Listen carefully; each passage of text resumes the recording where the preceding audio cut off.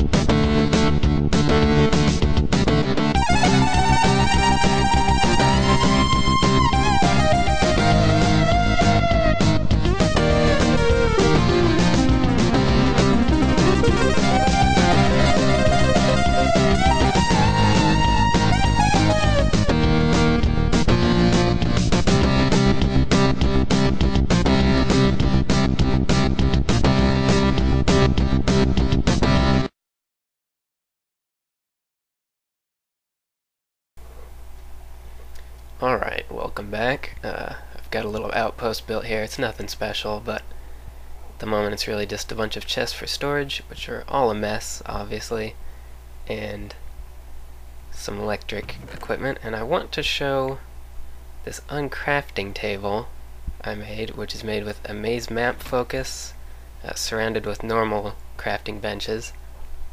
And what this lets you do is you can take existing items and repair them. Not there though. In much the same way as an anvil. But you can also take items and uncraft them to get their basic materials back.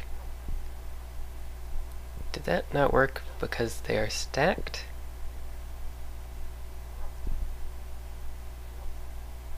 Huh.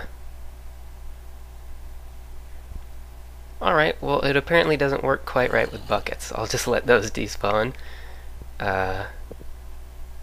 Alright, the pickaxe seems to be working properly, but you can see you can take it apart and get its original materials back. Those are all being powered by some wind power I have set up here, and rather than try and explain the math myself, I'll include an annotation to where I got it from. Also, I took the liberty of gathering just a few spawners. I'm especially excited about these Endermen. I'm gonna have to make some farms for all these to get some good items from them. And in the meantime, we'll head back to the overworld, and I'll meet you there. Now, all you need to harvest trees are some sticks and some cobblestone for axes, but I think using far more resources than that will also be far more fun. So I've got a whole bevy of machines to make here. First, we're going to use this bronze to make a sturdy casing, which is going to be the basis for most of these. And the first one we need to make is a thermionic fabricator. And in addition to that, we need some bits here to use it to make some other things, but we also need to make a carpenter. And both of these machines are going to let us build the components we need to build the other machines we need. And I need these for circuits, and I'll go find a place for these and be right back with you. And I lied because I forgot the carpenter needs water to operate. So to supply it with water, there's one more thing we need to build. I'm going to make an aqueous accumulator, and I'll show you how that works when we get upstairs. Now, yet another temporary setup here, but I've got the aqueous accumulator here between two water sources, and this will essentially create water from nothing with no external power and fill up our carpenter, because it needs water as well as power to operate. Got another temporary power system set up. So we'll go ahead, oh, and we also need either sand or glass in the fabricator. I'll mention more about that in a moment, because it's not powering up yet.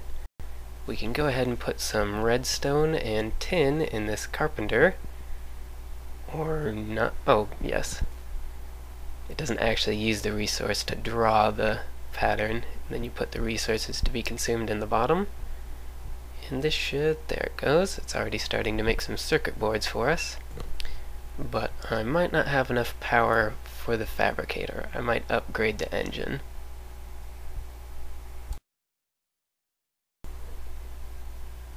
And there goes the glass. That melted into liquid glass, which we can now use to make electron tubes. We need some gold ones and some diamond ones here. And we can go ahead and shut off the power for now. I did have to upgrade that engine. But we now have everything we need to make the other machines we're going to use.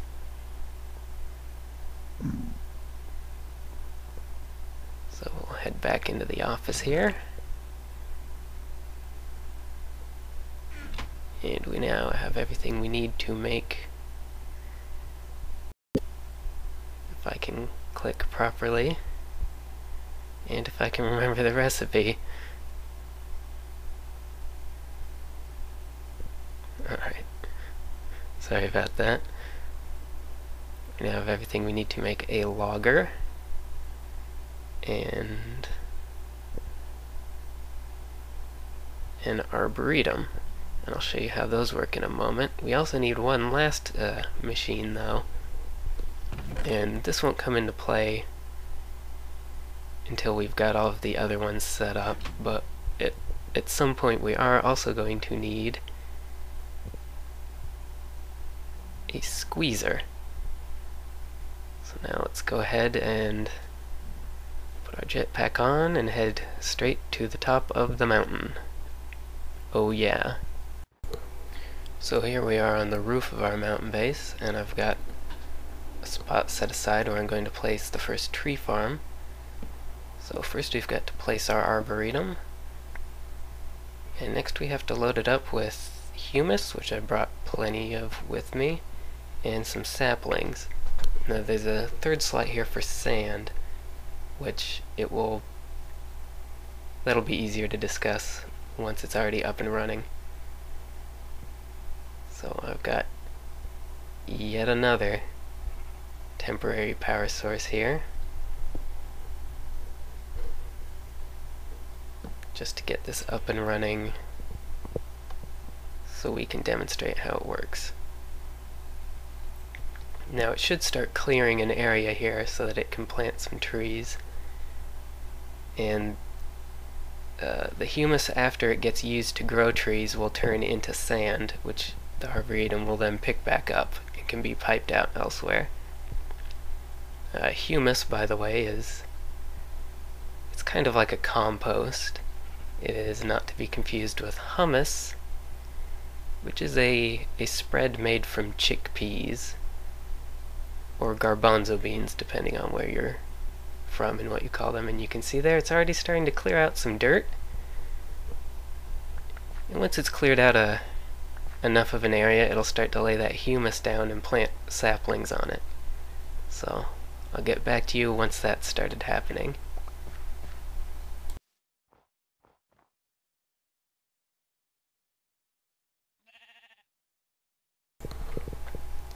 Now, I took the liberty of doubling up on engines because I don't think one of these was enough to actually power this to the point where it will start doing what it's supposed to do. I'm seeing if 2 is enough to get it to actually start laying down some, so that, aha! It, well, found it. Well, there, as you can see, alright, it is starting to lay down some humus, make an area to start planting trees on, so that is good. We should see any moment now it should start laying down some saplings as well, right on cue. Also, I'm sorry I wasn't recording, but I had death number 3. I had swapped my jetpack out. I was wearing my backpack instead of the jetpack, and I casually walked right off the side of the mountain, expecting to float through the air much in the way that bricks don't, and instead I fell to my death. So there's number 3. 2 to falling, 1 to a different kind of falling. And once some of these trees start growing, I'll show you how the logger comes into play in this.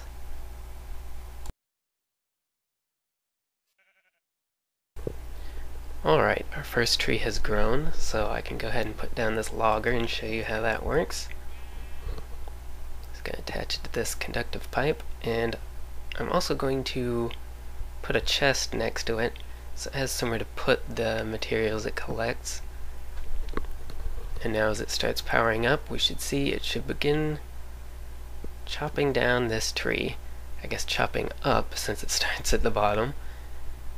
You can see it's harvesting those logs, and those should have gone directly into the chest next to it, and there they are. Also, as these leaves decay and turn into saplings, I'll try and speed it up so we can demonstrate. Any saplings or apples that fall will also get picked up by the logger, if any of these ever drop any saplings.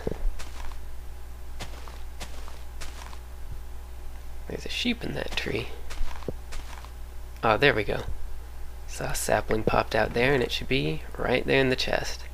And later we can set that so it automatically pipes everything where it needs to go, sending saplings back into the arboretum.